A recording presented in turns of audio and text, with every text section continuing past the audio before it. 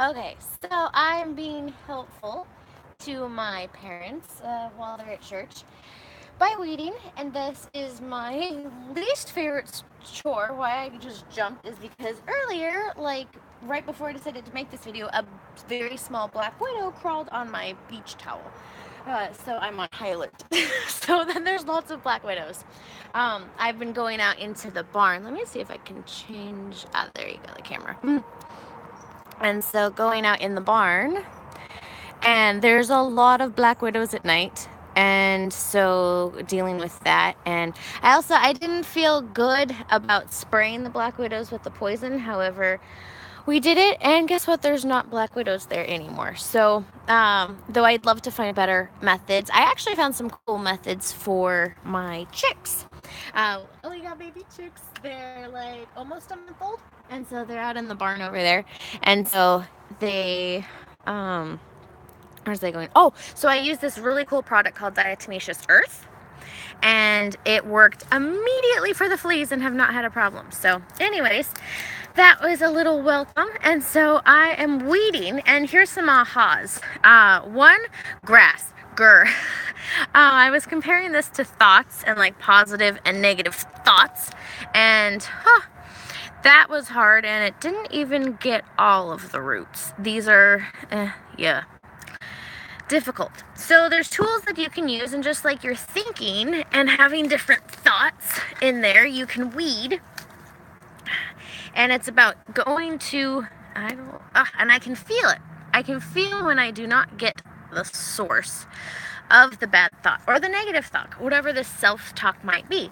So let's say there's a belief about yourself, and if this is your thinking, you have all of this overgrown into the grapes. And look at this beautiful grapevine. And so the interesting thing is my dad's been asking me to weed, and I've been very resistant to it. And there was this aha moment actually from Tony Robbins, or was it Jim Rohn? I think it was Jim Rohn. And so about switching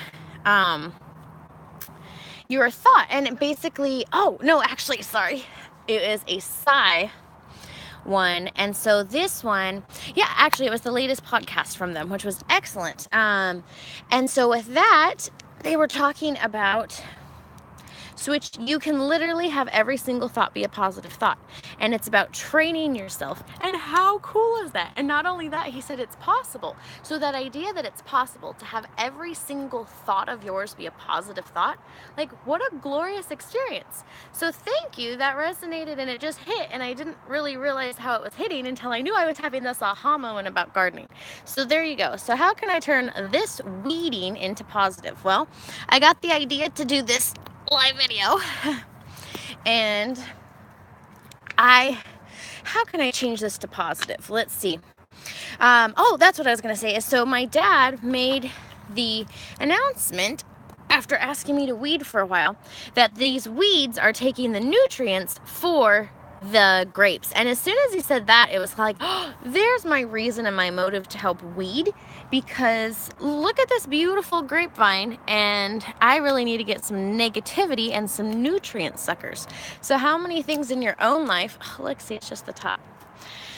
So how many things in your own life are sucking and negative energy out of what you really want to be growing? And your true vision and your true life, I mean, look, this is a really awesome plant. So there's nothing maybe wrong with your life. It's just you can up it to the next level. And so doing that is helping this grape get to the next level. Because actually, the poor grape, she made some very nice grapes, and we had this crazy heat wave, and all of her grapes, the first one, they went bad. And so it's definitely a two-handed job. I was doing better with gloves before I was videoing, so at least I will share this and get back to my serious weeding so I can get that done. And let's see. So that was the aha moment and the takeaway. So what negative stuff? And you really have to get to the source. You have to dig in and know you want to go there and switch everything. So here I'm finding a more positive reason. I'm also looking at ways to outsource. Oh my goodness. This is really not where I like to spend my time. I'm grateful right now, and I'm switching. I'm having a positive experience. However, I'm also getting clear I don't like these experiences, and how can I keep this wonderful grape gonna be, clean, because honestly, these weeds, I can do my best, so they're still gonna grow. And that's the thing, you're always gonna have negative thoughts and ideas like that. However, by switching them and having that opportunity, and every time you remember, it gets faster and faster. So the more positive you stick, it's just a new practice. You've been on practice with thinking negative and trained to think negative. Instead, you can retrain yourself to think positive. So just having a reminder, I like alarms, because boom, I start to remember things. And so that's a great thing. It's picking a number like 1111 is a great one. So that was my gratitude moment, just to take a moment and be grateful. And I love that experience. So something like that, though, having that alarm to remind me, if you need a positivity ding or bell or triggers, are so wonderful. And I really, really thrive on having great triggers set up in my life and helping keep things on autopilot. Good autopilot positivity, knowing where I'm going, that's always super helpful.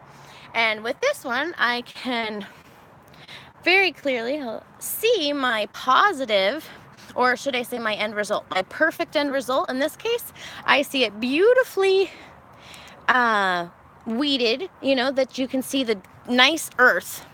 And you can give this grape some very nice nutrients. You can see when negativity springs up. It'll be so easy. It's not overwhelming to deal with. Right now, dealing with it is overwhelming because it built up. So wherever your starting point is in life, if it looks like a jungle, hey, I've gotten some progress. Or if it's just starting from the beginning, it doesn't matter. It's your starting point, where it's going. And oh my goodness, this is super cool.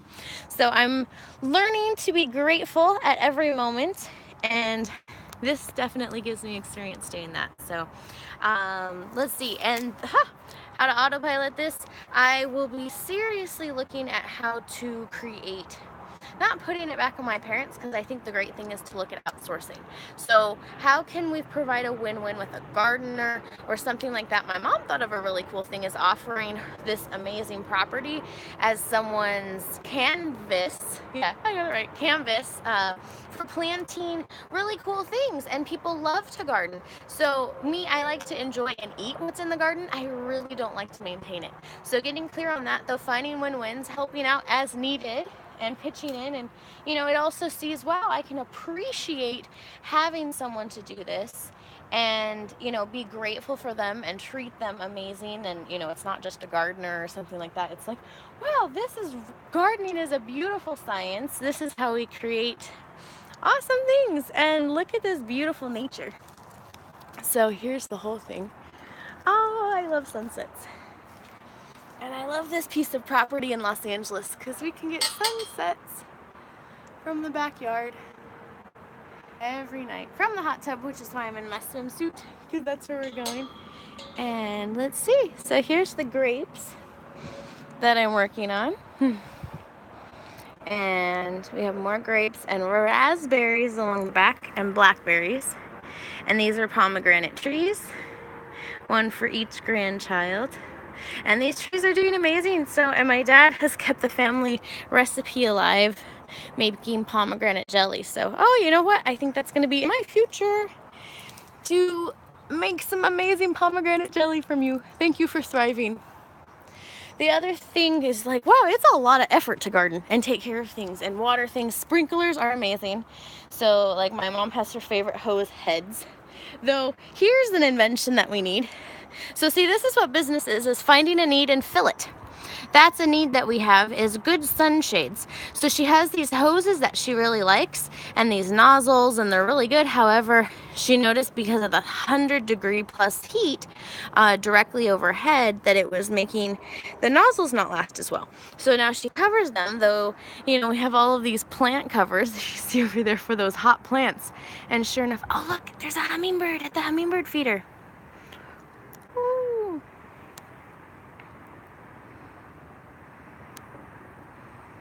Where is it? I'll have to get better. It's a little wobbly. Though, putting it out, and also learning from the hummingbird rehabber of the Los Angeles area what to actually feed your hummingbirds, and not to give them the artificial red stuff. It's like eating McDonald's all the time, and they love it. And what we're noticing is we have little bully hummingbirds, and they're very territorial. So the first thing, this one, I named him Rufio after Hook, like the little bully in that one. And so Rufio guards the one by the hot tub. And then we put out 2 more, and now we have guards at those. So, but it's, oh, you can hear them and see them. Let's see. They're pretty neat. Okay, I do have to come back and garden, though. I'll just show you. Oh, I need my slippers. Doo-doo-doo. Youch. It's very spiky over here. You really cannot go barefoot. Okay. Oh, I hear the bzzz. There's the hummingbird feeder. And there's the plant guards. And the hot tub. Oh, and look, we got sunflowers. So, ooh, and see, we're growing tomatoes. And those beautiful looking things are green onions. And we notice wild birds so appreciate having water. So really, you know, how you can help the wildlife, just providing water sources. And then look, this is one of my helpful duties, is refilling those jugs every other day. And it helps give the plants extra water because their roots can connect. So we got that stuff. Oh, I have to show you my chickies. Okay. Let's see. Oh, hold on. I just like sharing these 2 things. And there's those beautiful sunflowers. Okay, hold on. Let's see. Oh, we got our sunset. Oh, and the hummingbirds. This is such a neat spot. And then right over the top, this is where the area burned in the big fire. Right over, oh, actually, I can show you. Right over the back gate. All those hills were on fire. And my first business, they bought a ranch, and the ranch burned down, which was really sad. Though they're rebuilding, and it's beautiful. They actually do outdoor weddings now, and wow. So it was kind of crazy. During the fires, we actually had a camel and a zebra next door. So, and a little miniature pony and all sorts of stuff here.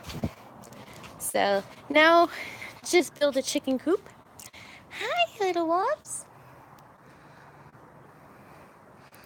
They're about a month old. They definitely like their heat lamp. I haven't let them sleep outside of their box yet. They're locked in there. Let's see. Come on, focus. Okay. Well, that's just showing me I have to go in and say hi. Double locked raccoons definitely liked it. And then we saw a giant snake in that red pink bush out there. And so my mom's like, we need extra wire. It can't just be her. Because a snake could definitely want to